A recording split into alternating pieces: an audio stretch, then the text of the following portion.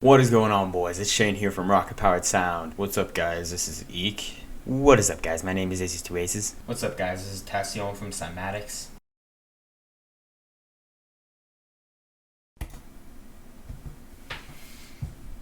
Hi, I'm Seamless.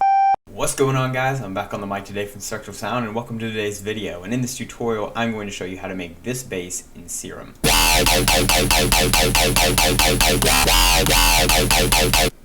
But there's more than that. There's some extra modulations. You can modulate stuff like the vowel with the macro knobs. So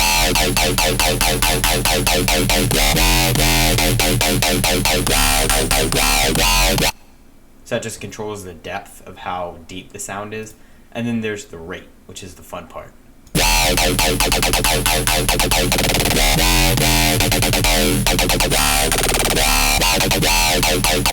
Sounds like Skrillex, the old Skrillex, or like Barely Alive kind of stuff that he would do now.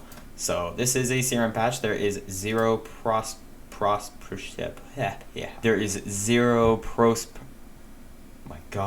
there is zero post-processing to this sound. There's nothing else. It's all in Serum. So let's start turning everything off, including these macro modulations, so I can show you exactly how I made this sound. Alright, now we have only oscillator A turned on. Real quick, I'm just going to go over what to put these two macro knobs on, because otherwise I will forget and you won't learn it. So that's something you should know. The vowel knob is at 72%, and it's modulating the cutoff here, modulating it up 35. So I will tell you what the cutoff position and stuff is when we get to the filter section. For the rate, all you got to do is slap it on this LFO1 rate knob and turn it up 27. The rate knob itself is at 35 at this point. Alright, now let's get into the sound. The wavetable we have here is going to be the crush wub. This is very critical. It will sound completely different if you use a different wavetable, because it has a lot of vowel tone to it, and it has a little bit crushing up the top. You can just listen to just the wavetable. Here it is. Now that's very quiet because we haven't done any of this yet, but you can definitely hear, if you can't hear it at all, that there is a lot of like wub wow action in there, and that's going to really come out when we add stuff like the filter and distortion. Throw a sub on here. Y'all know the deal with the sub. Just go direct out. It's down 2 octaves. I am modulating the level of the sub. It's going from 50 up 50, so from 50% to 100% with this LFO modulation here. And with the LFO, you can see what modulations I have, but you're going to want it on envelope, and you want to set the loop point to either right here or right here. It doesn't really matter, just in this middle. So when you hold down the note, you can see it goes back and loops at that point. If I had set the loop point to here or something like that, just to set loop back point here, then it would start right there. That doesn't sound nice, so we can just set it right back to here where it was before. Alright, the wavetable position is all the way down at 1, and it's modulating all the way up 100%. Just super easy. And the level is going from 0 up 75 with the modulation. Other than that, nothing else. I didn't mess with anything else here. I didn't really need to. I just turned it down a couple octaves. Throw a little bit of noise on there. This isn't that critical, however, I thought it sounded pretty nice. So I chose bright white. The level was at 0% and it's going up 10. Really, really subtle bright noise. Like, you probably couldn't hear it at all in here.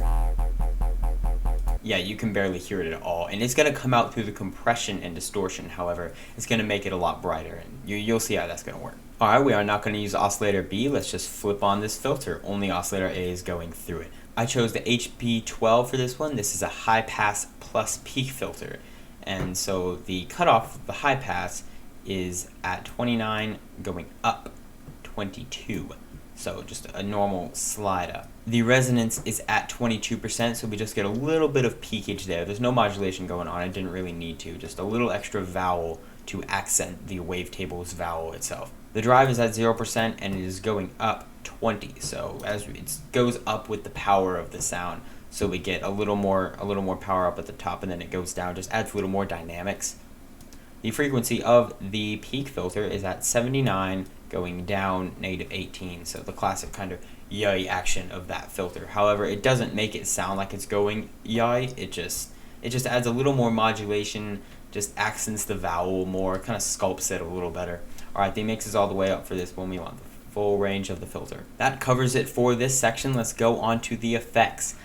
here we want a distortion. We're just full tube distortion, just crank it. And there's a specific reason for that, because listen to it without any distortion. You have those high vowels there. When we put the distortion on, this is what happens. Now what distortion does, it basically takes the harmonics and multiplies them across a spectrum. If you know much about distortion and like wave shaping and stuff, you know if you like full wave shape a sine wave, it'll turn into a square wave because it's multiplying those harmonics. Now what's happening here, if I turn the filter off but leave the distortion on, this is what it sounds like. There's so little vowel motion in that.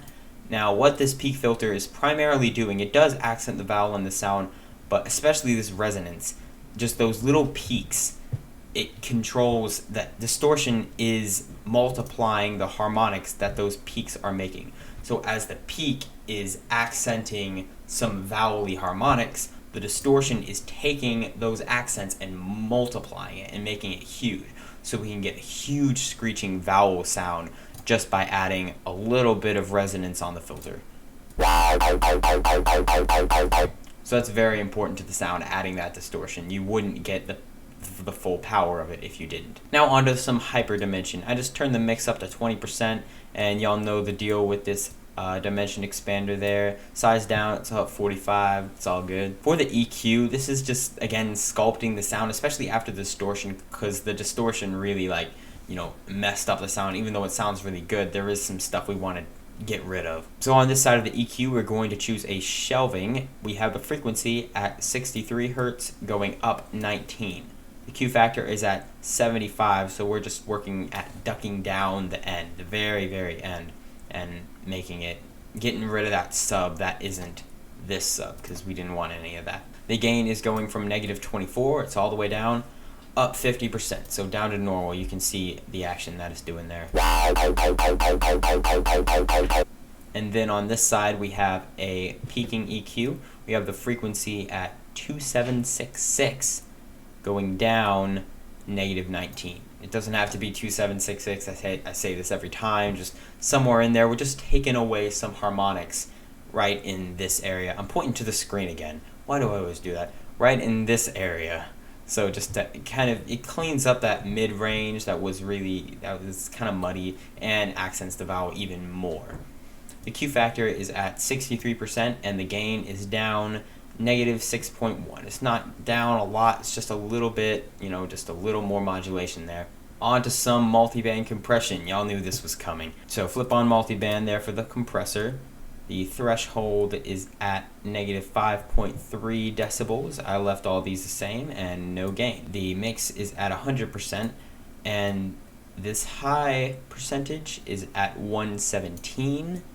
The mid-range is at 200% and the low is at 90. We're not boosting the lows a lot because there aren't really no lows to boost. I just turned down the threshold a lot to give us a really powerful sound. Now this is what we got. Love it, awesome. Alright, throw some reverb on there for the finish as usual. I just chose a hall reverb for this one. The size is 24%.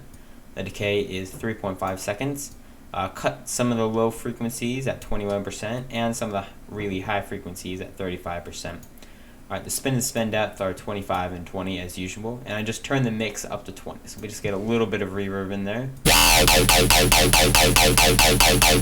Now, I don't use bit crushing a lot. This sound has bit crushing in it only because it's in the wavetable. See, it's crush up. In the original wavetable, there is some bit crushing. And once we brought it out with like the distortion and the compression and stuff, it sounded really good. Now, I know Barely Live does use bit crushing in their sounds to create, it's a really aggressive sound that it makes. I don't normally use it, I don't like it that much. However, it does sound really nice in certain situations. You just have to make sure it fits your song that you're working in. Alright, I hope you enjoyed this tutorial. If you did, leave a like below. Tell me what you thought of this sound in the comment section below. Also subscribe for at least one sound design video every week. As always, stay awesome and peace out.